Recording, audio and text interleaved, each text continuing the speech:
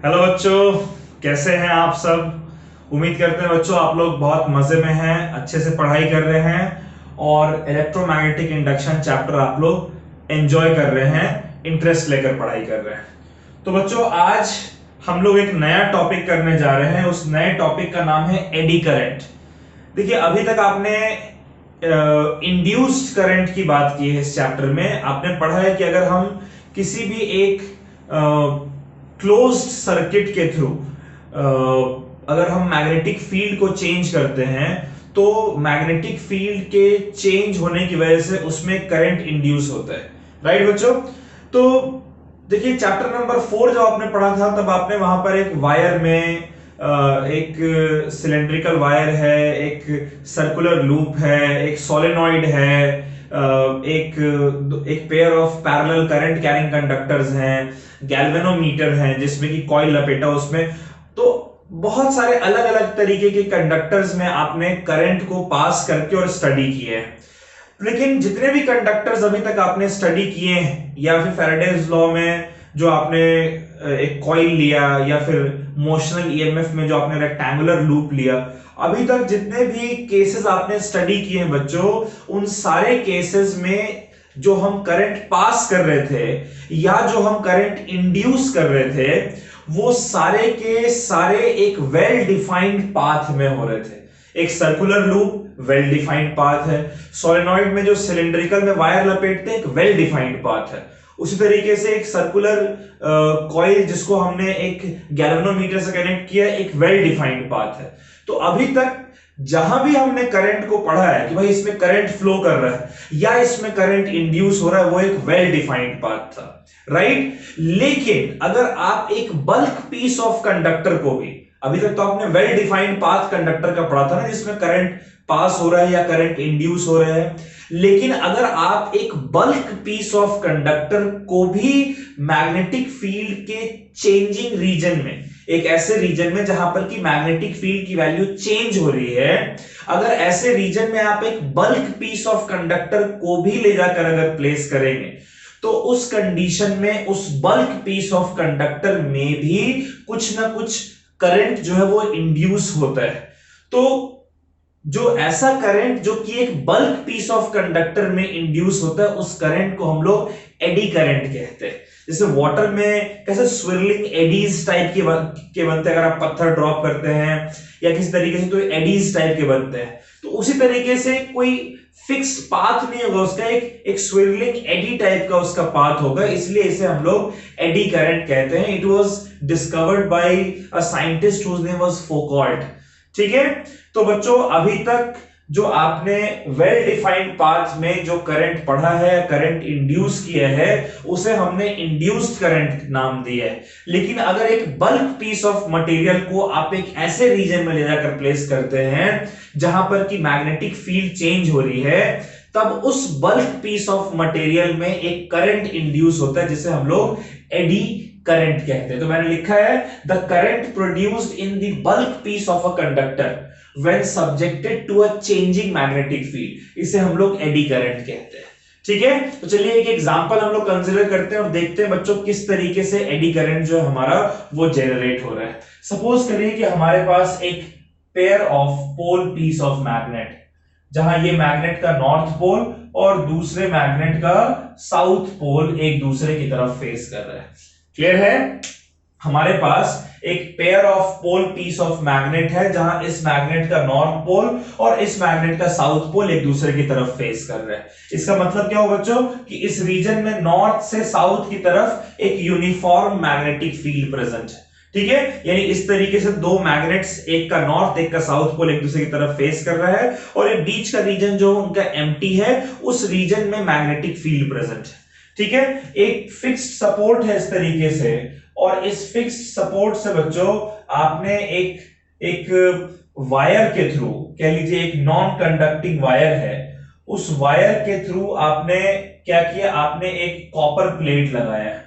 ठीक है, आपने क्या किया, आपने एक कॉपर प्लेट लगा रखा है, यानी इस तरीके से दो पोल्स हैं, ऑलराइट, बीच में मैग्नेटिक फील्ड है और इसके आगे अभी फिलहाल ये कॉपर प्लेट जो है वो इसके आगे प्रेजेंट है।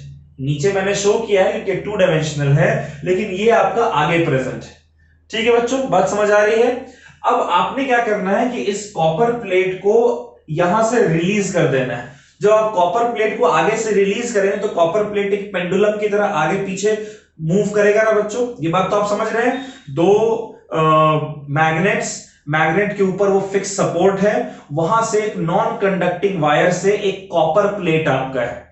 अब कॉपर प्लेट जो है उसमें कोई वेल डिफाइंड पाथ नहीं, वो पूरा का पूरा एक स्ट्रक्चर है जिसमें करंट जो वो फ्लो कर सकता है, क्योंकि कॉपर एक कंडक्टर है। अब उस कंडक्टिंग प्लेट को आपने मैग्नेटिक फील्ड जिस रीजन में प्रेजेंट है थोड़ा सा दूर ले जाकर और रिलीज कर दिया, तो अब क्या होगा, ये अंदर की तरफ मूव करेगा पेंडुलम की पेंडुलम की तरह, ठीक है। फिर ये बाहर आएगा, फिर अंदर आएगा, फिर बाहर, फिर अंदर बाहर, इस तरीके से ये ऑसिलेट करता चला जाएगा, राइट। अब समझने वाली बात ये है कि सपोज करिए कि जैसे कि ये वो रीजन है जहां पर कि मैग्नेटिक फील्ड प्रेजेंट है। मान लेते हैं कि इतना रीजन, इस रीजन को मैं इस तरीके शो करूं कि यहां पर इस तरीके से मैग्नेटिक फील्ड प्रेजेंट है। क्लियर है बच्चों। और ये कॉपर प्लेट अभी फिलहाल आपका यहां पर प्रेजेंट है, ये कॉपर प्लेट आपका यहां पर प्रेजेंट है। अब जब ये कॉपर प्लेट अंदर की तरफ मूव करेगा, ठीक है, अब जब ये कॉपर प्लेट बच्चों अंदर की तरफ मूव करेगा तब समझिएगा क्या होता है। जब ये कॉपर प्लेट अभी फिलहाल देखिए, फ्लक्स का फॉर्मूला जो होता है बच्चों, फ्लक्स का formula phi b is equals to b into a into cos theta, right. यहां पर मैग्नेटिक फील्ड यूनिफॉर्म है इसलिए b आपका कांस्टेंट होगा, थीटा भी आपका 0 डिग्री हो, प्लेट इस तरीके से जा रहा है, मैग्नेटिक फील्ड इस डायरेक्शन में, इस प्लेट का प्लेन बेस डायरेक्शन में, थीटा 0 डिग्री, ये भी कांस्टेंट है। लेकिन एरिया जो है बच्चों, कौन सा एरिया, प्लेट का वो एरिया जो मैग्नेटिक फील्ड के रीजन में है, वो एरिया आपका चेंज होता चला जाएगा। कैसे, अभी देखिए, अभी कोई भी एरिया मैग्नेटिक फील्ड के प्रेजेंस में नहीं है, फिर ये प्लेट जो है इसको थोड़ा सा आप आगे मूव करा दीजिए, अभी भी कोई भी एरिया जो है मैग्नेटिक फील्ड के रीजन में प्रेजेंट नहीं है, इसको और आगे बढ़ा दीजिए,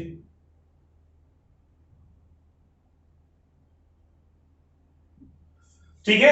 अभी भी आप देख रहे हैं कि कोई भी रीजन मैग्नेटिक फील्ड के प्रेजेंस में नहीं, जब तक ये प्लेट यहां तक मूव करेगा तब तक तो कोई मैग्नेटिक फील्ड इसके प्रेजेंस में नहीं रहेगा, ठीक है।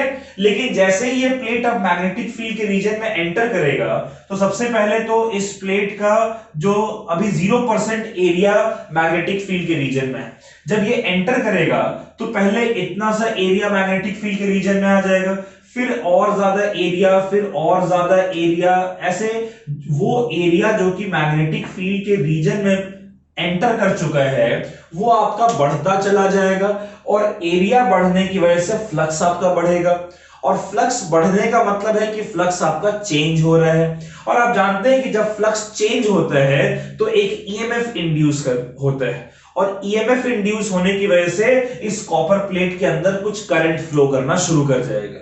लेकिन करंट कहां फ्लो करेगा, क्या करंट इसे कॉर्नर्स में फ्लो करेगा, नहीं, करंट इसके बल्क में फ्लो करेगा, और जो करंट किसी बल्क पीस ऑफ मटेरियल में फ्लो करता है उस करंट को हम लोग एडी करंट कहते हैं, राइट बच्चों। तो ये जो करंट है वो करंट क्यों फ्लो कर रहा है, ये करंट फ्लो कर रहा है ताकि वो फ्लक्स के चेंज को अपोज कर सके। अच्छा, फ्लक्स के चेंज को अपोज करने का मतलब क्या है कि एरिया में जो चेंज है उसको अपोज किया जा रहा है, और आप बहुत अच्छे से जानते हैं कि एरिया में चेंज को अपोज करने का मतलब हो गया कि जितना एरिया मैग्नेटिक फील्ड के प्रेजेंस में है बस उतना ही एरिया रहे, वो बढ़े ना। और ऐसा कब हो सकता है, जब वो कॉपर प्लेट रुक जाए, राइट बच्चों। यानी जो करंट इंड्यूस हो रहा है इस कॉपर प्लेट में, उस करंट की टेंडेंसी है कि वो कॉपर प्लेट के मोशन को अपोज करे। क्लियर है। तो भाई इस ऑपोजिशन के साथ साथ कॉपर प्लेट जो है वो इसके अंदर मूव करता है, पूरा का पूरा कॉपर प्लेट जो है मैग्नेटिक फील्ड के रीजन में आता है। पहले क्या हो रहा है, पहले 0% एरिया मैग्नेटिक फील्ड के रीजन में है तो फ्लक्स भी 0 है कॉपर प्लेट के थ्रू। जैसे जैसे कॉपर प्लेट का हिस्सा अंदर की तरफ मूव करता चला गया, एरिया बढ़ता चला गया, फ्लक्स बढ़ता चला गया, फ्लक्स चेंज होता चला गया, इस वजह से एक करंट इंड्यूस हो गया, उस करंट को एडी करंट कहते हैं। ये तब तक होगा जब तक एरिया चेंज होगा, और एरिया कब तक चेंज होगा बच्चों, जब तक कि ये कॉपर प्लेट पूरा का पूरा मैग्नेटिक फील्ड के रीजन में एंटर नहीं कर जाता है। अच्छा, अब जब ये पूरा का पूरा मैग्नेटिक फील्ड के रीजन में एंटर करेगा, उसके बाद तो फिर ये जब मैग्नेटिक फील्ड में मूव करेगा तो इसका एरिया चेंज नहीं होगा बच्चों, ऐसा ही हो रहा है, इसका एरिया नहीं बदल रहा है। ये एरिया तब तक नहीं बदलेगा जब तक कि पूरा का पूरा कॉपर प्लेट जो है वो अंदर ही प्रेजेंट होगा। उस केस में एरिया कांस्टेंट, फ्लक्स कांस्टेंट, कोई करंट, एडी करंट इंड्यूस नहीं होगा। लेकिन ये कॉपर प्लेट आगे मूव करते करते, जैसे ये है पेंडुलम आगे बढ़ रहा है, तो आगे मूव करते करते मैग्नेटिक फील्ड के रीजन के इस तरफ भी तो आएगा ना, बाहर भी तो निकलेगा। तो जब अंदर एंटर कर रहा था तो एरिया 0 से बढ़ के मैक्सिमम हुआ, फिर जब वो अंदर से बाहर पहुंचेगा, बाहर जब जाएगा, तो उस केस में उसका एरिया, इफेक्टिव एरिया, यानी वो एरिया जो मैग्नेटिक फील्ड के प्रेजेंस में है, वो एरिया कम होता चला जाएगा। और एरिया कम होने की वजह से फ्लक्स कम होगा, फ्लक्स कम होने की वजह से फ्लक्स चेंज होगा, और फिर से एक एडी करंट इंड्यूस होगा। ये बात आप समझ रहे हैं? यानी जब एक कॉपर प्लेट इस मैग्नेटिक फील्ड के रीजन में एक बार इससे एंटर करके और इसको लीव कर दे, तो 2 बार एडी करंट जनरेट होता है, राइट? फिर वो वापस आएगा, यहां से वो पेंडुलम जो है इस तरीके से आया, मैग्नेटिक फील्ड के रीजन में एंटर हुआ, एरिया चेंज हुआ, एडी करंट प्रोड्यूस हुआ, कुछ इसको अपोजिशन मिला, अपोज हुआ ये, फिर ये मूव किया, फिर जब वो बाहर निकलता है तो फिर से एरिया चेंज हुआ, फिर से अपोज हुआ, ये आगे जाके फिर वापस पहुंचेगा, फिर एंटर करेगा, एडी करंट इंड्यूस होगा, फिर बाहर निकलेगा, एडी करंट इंड्यूस होगा। इस तरीके से जब ये कॉपर प्लेट मैग्नेटिक फील्ड के रीजन में मूव करता रहेगा इन एंड आउट, ठीक है, इसका एरिया बदलने की वजह से फ्लक्स बदलता रहेगा, उसमें एडी करंट प्रोड्यूस होता रहेगा। आप देखेंगे कि इस एडी करंट के प्रोड्यूस होने की वजह से जो ये कॉपर प्लेट है, इसका मोशन डैम्प होता चला जाएगा, और डैम्प होते होते धीरे धीरे उसकी ऑसिलेशन कम होते होते होते होते एट द एंड वो कॉपर प्लेट जो है बच्चों वो रेस्ट पर आ जाएगा। बात समझ आ रही है? तो ये हुआ क्या है कि अब जब आप उस कॉपर प्लेट को टच करेंगे तो आपको हीट फील होगा, वो कॉपर प्लेट गर्म हो जाएगा। जो एडी करंट सर्किट में इंड्यूस होता है, वो eddy current unnecessary heating produce करता है उस सर्किट का, और हीट प्रोड्यूस होने की वजह से उस सर्किट की एफिशिएंसी, यानी काम करने की क्षमता जो है वो धीरे धीरे कम होती चली जाती है, और इवेंचुअली वो अपनी सारी एनर्जी लूज करके और रेस्ट पर आ जाता है। ये बात आप समझ पा रहे हैं बच्चों? ठीक है, इसको आप समझ लीजिए, एक बार इसको नोट कर लीजिए, डायग्राम बना लीजिए, फिर इसके आगे हम लोग बढ़ते हैं।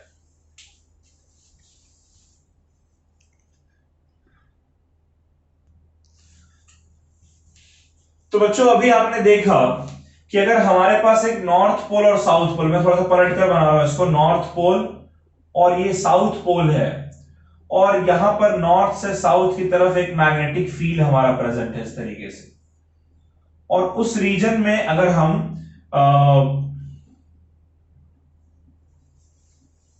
उस रीजन में अगर हम एक कॉपर प्लेट को मूव करा रहे हैं बच्चों, ये कॉपर प्लेट जो है आपका इस तरीके से कोई फिक्स सपोर्ट है वहां से अटैच्ड है, तो जब ये कॉपर प्लेट एंटर करेगा तब एडी करंट प्रोड्यूस होता है, और जब ये कॉपर प्लेट लीव करता है, ये सेम कॉपर प्लेट ही यहां पहुंच गए, जब कॉपर प्लेट लीव करे तब एडी करंट प्रोड्यूस होता है। इसके एडी करंट जनरेट होने की वजह से इस कॉपर प्लेट की डैंपिंग होती है, इसके मूवमेंट की एफिशिएंसी कम होती है, इवेंचुअली ये रेस्ट पर आ जाता है। ऐसा इसलिए होता है कि इसके थ्रू फ्लक्स चेंज होता है। फ्लक्स क्यों चेंज होता है? क्योंकि फ्लक्स BA cos थीटा होता है, और यहां पर कॉपर प्लेट का वो एरिया जो कि मैग्नेटिक फील्ड को एक्सपोज्ड है, वो एरिया बदलता चला जा रहा है। अच्छा बच्चों, जितना बड़ा एरिया होगा चेंज भी उतना ही ज्यादा होगा, तो अगर आप किसी तरीके से एरिया को कम कर देंगे तो फ्लक्स भी कम चेंज होगा। एरिया, भाई एरिया ही कम है तो कम एरिया चेंज हो रहा है, कम एरिया चेंज होगा तो फ्लक्स भी कम होगा, तो कम ईएमएफ जनरेट होगा, कम एडी करंट प्रोड्यूस होगा। तो ये जो कॉपर प्लेट हमारा इस तरीके से था, मैं थोड़ा सा एनलार्ज करके दिखा रहा हूं, ये जो कॉपर प्लेट हमारा इस तरीके से था, हम ऐसा कर सकते हैं कि इस कॉपर प्लेट में ना स्लॉट्स क्रिएट कर सकते हैं। कैसे स्लॉट क्रिएट करेंगे? देखिए इस तरीके से,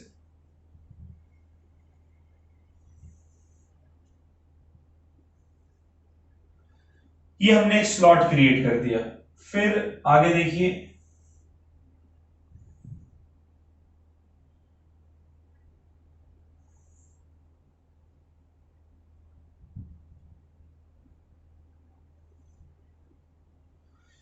अच्छा, इस तरीके से बच्चों आप स्लॉट क्रिएट कर रहे हैं तो देखिए ये वाला जो हिस्सा है, ये वाला जो पोर्शन था ये तो एम्प्टी हो गया, इतना एरिया तो कम हो गया है ना आपका। अच्छा, एरिया कम होने की वजह से अब जब ये इस मैग्नेटिक फील्ड के रीजन में एंटर करेगा और आगे बढ़ेगा, तो चूंकि इसका एरिया कम है इसीलिए जो चेंज होगा एरिया में वो भी कम होगा। एरिया कम होने की वजह से क्या होगा बच्चों, चेंज इन एरिया भी कम होगा। ठीक है, अब चेंज इन एरिया कम होने की वजह से जो चेंज इन फ्लक्स है वो भी आपका कम होगा, राइट। चेंज इन, भाई जब एरिया ही कम चेंज हो रहा है तो फ्लक्स में चेंज भी कम होना चाहिए, तो इसीलिए जो ईएमएफ आपका जनरेट होगा वो भी कम जनरेट होगा। अच्छा, ईएमएफ अगर कम जनरेट हो रहा है तो एडी करंट भी कम जनरेट होगा। ये बात समझ रहे हैं आप लोग। अगर आपने इसका इफेक्टिव एरिया को कम कर दिया है तो चेंज इन, जब इफेक्टिव एरिया कम हो गया तो चेंज इन एरिया कम हो गया, और एरिया में चेंज कम यानी फ्लक्स में चेंज कम, तो चेंज इन फ्लक्स कम हो जाएगा। अच्छा, फ्लक्स अगर कम चेंज होगा तो ईएमएफ जो कि minus of D phi B upon D होता है वो ईएमएफ भी आपका कम होगा। और ईएमएफ अगर कम चेंज हो रहा है तो करंट क्या होता है, EMF upon potential, sorry EMF upon resistance. तो भाई ईएमएफ कम है तो करंट भी कम चेंज होना, करंट भी कम, एडी करंट कम इंड्यूस होना चाहिए। अच्छा, कम एडी करंट अगर फ्लो करेगा तो ये सर्किट कम हीट होगा ना, अगर कम हीट होगा तो ज्यादा देर तक ये इस रीजन में मूव कर सकता है। तो एक तरीका तो एडी करंट जनरेट करने, एडी करंट कम करने का ये है कि आप इफेक्टिव एरिया जो है उस कंडक्टिंग प्लेट का उसको कम कर दीजिए, राइट। क्यों हम एडी करंट कम करना चाहते हैं, कि एडी करंट जो है बच्चों वो एक अनडिजायरेबल करंट होता है, वो सर्किट में जनरेट होकर सर्किट को अननेसेसरी हीट करता है, और उस अननेसेसरी हीटिंग की वजह से सर्किट जो है उसकी एफिशिएंसी यानी काम करने की जो क्षमता है वो कम हो जाती है। तो एक तो हमें तरीका दिख रहा है कि हम लोग किसी तरीके से एक इफेक्टिव एरिया को रिड्यूस कर दें। उसके अलावा भी और तरीके होते हैं, जैसे इलेक्ट्रिक मोटर्स वगैरह जो आपके घर में प्रेजेंट हैं उसमें भी एडी करंट प्रोड्यूस होता है। तो उसमें हम लोग क्या करते हैं कि या तो इफेक्टिव एरिया को आप कम कर दीजिए, या फिर और भी तरीके होते हैं कि जो कंडक्टिंग कोर होता है उस कंडक्टिंग कोर को आप लैमिनेट कर दीजिए। और लैमिनेशन जब आप करते हैं तो जो कोर है और यानी मेटल जो है आपका और जो लैमिनेशन है उसके बीच में एक लिक्विड हम लोग इस्तेमाल करते हैं जिसको हम लोग लैक्वेर कहते हैं। ठीक है, तो लैक्वेर जो वो हीट को एब्जॉर्ब कर लेता है। तो उस तरीके से भी आप लोग एडी करंट के इफेक्ट को रिड्यूस कर सकते हैं, इफेक्टिव एरिया चेंज करके भी एडी करंट के इफेक्ट को रिड्यूस कर सकते हैं। एक तो ये तरीका आपको नजर आ रहा है, एक तरीका है कि अगर आप लैमिनेट करते हैं कोर को, laminating core by use of lacquer, LACQUER। लैक्वेर जो है बच्चों एक फ्लूइड सा होता है जिसको कि आप जो कोर है और जो लैमिनेशन है उसके बीच में आप लोग लगा सकते हैं। ठीक है, तो वो भी एडी करंट को एब्जॉर्ब करके सर्किट को हीट अप होने से बचाता है। ठीक है बच्चों, इसको नोट कर लीजिए। खैर वैसे तो एडी करंट अनडिजायरेबल करंट है, सर्किट में हीट प्रोड्यूस करके सर्किट की एफिशिएंसी को कम करता है, लेकिन कुछ ऐसे भी जगह हैं जहां पर ये एडी करंट को इस्तेमाल किया जाता है कुछ इंपॉर्टेंट चीजों के लिए। तो मैं आपको दो ऐसे यूजेस एडी करंट के बताऊंगा, इसको पहले आप लोग नोट कर लीजिए।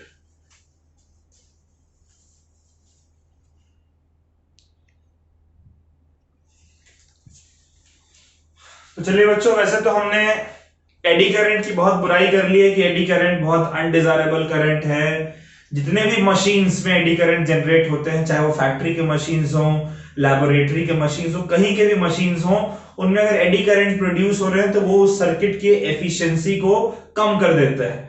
लेकिन हर जगह एडी करंट जो अनडिजायरेबल ही नहीं होता है, कई ऐसे भी केसेस हैं जहां पर कि एडी करंट के एडवांटेजेस होते हैं, यानी एडी करंट का हम लोग इस्तेमाल करते हैं कुछ फ्रूटफुल पर्पस के लिए।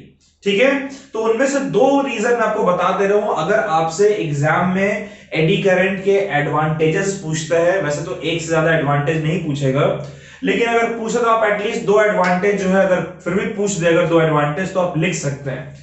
तो उनमें से एक एडवांटेज है मैग्नेटिक ब्रेकिंग्स इन ट्रेन। बच्चों ये जो मॉडर्न डे ट्रेन्स हैं, बहुत सारे वेस्टर्न कंट्रीज वगैरह में तो आप खास कर पाएंगे, मॉडर्न डेज ट्रेन जो है उनमें जो रेल की जो पटरी होती है ना, और ट्रेन है, ट्रेन के नीचे, ट्रेन का जो फ्लोर होता है उसके नीचे रेल की पटरी के ऊपर बहुत बड़े बड़े इलेक्ट्रोमैग्नेट्स लगे होते हैं। और उन इलेक्ट्रोमैग्नेट्स के थ्रू जब आप एक्टिवेट करते हो तो एक्टिवेट होने की वजह से उन इलेक्ट्रोमैग्नेट्स के बल्क में एक एडी करंट जनरेट होता है। और एडी करंट जो कि आप जानते हैं, वो एडी करंट जो बच्चों व्हील्स के थ्रू कनेक्टेड होते हैं। और एडी करंट का काम क्या होता है, रिलेटिव मोशन को अपोज करना है ना, जैसे वो कॉपर प्लेट के मोशन को अपोज कर रहा था, वैसे ही जो व्हील्स घूम रहे हैं उन व्हील्स के मोशन को वो एडी करंट अपोज करते हैं। और अपोज होने की वजह से वो जो व्हील्स हैं वो धीरे धीरे रोटेट करने कम हो जाते हैं, और होते होते eventually they come at rest. तो मैग्नेटिक ब्रेकिंग्स जो है ट्रेन में अप्लाई करने के लिए हम लोग एडी करंट का इस्तेमाल करते हैं। उसी तरीके से इंडक्शन फर्नेस में हम लोग एडी करंट का इस्तेमाल करते हैं। इंडक्शन फर्नेस में अगर आपको मेटल्स को पिघलाकर और एलॉय में कन्वर्ट करना है तो आप क्या करते हैं, दो या दो से ज्यादा मेटल्स लेते हैं, उनको हाई टेम्परेचर पर आपको हीट करना हो ताकि वो मेल्ट कर जाए, मेल्ट करके इनके साथ मिक्स हो जाए, और मिक्स होने के बाद कूल डाउन होने पर वो एलॉय बन जाते हैं। तो यहां पर भी बच्चों हम लोग एडी करंट का इस्तेमाल करते हैं। इंडक्शन फर्नेस में हम लोग एडी करंट पास करते हैं, और एडी करंट पास होने की वजह से वहां पर हीट जनरेट होता है, और वो हीट जो वो काफी हाई टेम्परेचर तक चला जाता है क्योंकि वो एक आइसोलेटेड सिस्टम। तो उसमें जो करंट आपका जनरेट होता है वो इतना ज्यादा करंट, इतनी ज्यादा हीट जनरेट करता है वो, कि that heat particularly melts the metals. और वो मेटल्स जब मेल्ट हो जाते हैं, दो या दो से ज्यादा मेटल्स जो रखे होते हैं मेल्ट होकर मिक्स हो जाते हैं, और मिक्स होने के बाद उन्हें कूल डाउन होने को छोड़ दिया जाता है, तब वो फिर से एलॉय में कन्वर्ट हो जाते हैं। तो ये दो बेसिक यूजेस थे, एडवांटेजेस थे एडी करंट के। इसको भी आप लोग नोट कर लीजिए, इसको भी याद कर लीजिएगा, एग्जाम में आपसे पूछा जा सकता है। ठीक है बच्चों, तो एडी करंट में इतना ही। अगले लेक्चर में मिलेंगे एक नए टॉपिक के साथ। ठीक है, इसमें कोई न्यूमेरिकल नहीं, अगले लेक्चर में न्यूमेरिकल्स भी होगा, उसको भी देखेंगे। तब तक यहां तक आप पढ़कर रखिएगा। ठीक है बच्चों, bye bye, take care, stay safe. और पहले के टॉपिक से पढ़िएगा, और आज जो हमने पढ़ा एडी करंट उसको भी जरूर से पढ़िएगा। बाय बच्चों।